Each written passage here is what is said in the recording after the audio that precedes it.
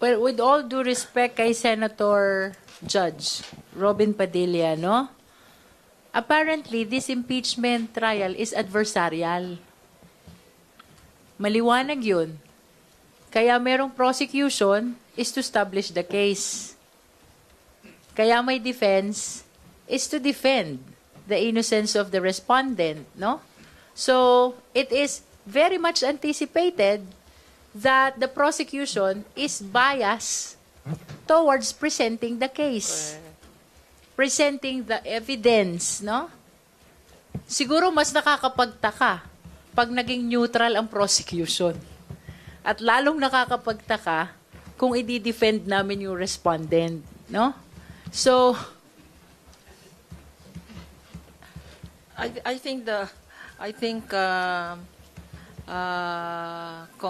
Kong Jinky is very diplomatic na, in her kasi kung ikaw answer. yun, Kasi ako, maginoo pero medyo bastos tayo. But I've always said that sometimes the Senate impeachment hearings are in black and white. And we're very appreciative that Senator Robin always brings color and surprise and excitement. It's as if, especially if he's the last one to manifest, nagigising po kaming lahat. Kanina talaga nagigising kaming lahat. At pinagalitan pa kami sa front row. So may I use this opportunity to apologize to Senator Judge Robin. There was no intent to disrespect him.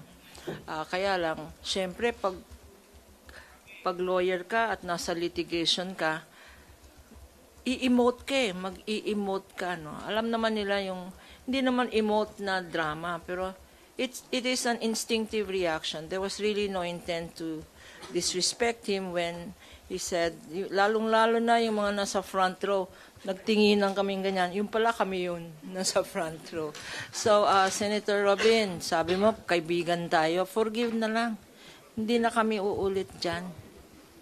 Pero, the prosecution really is for the prosecution.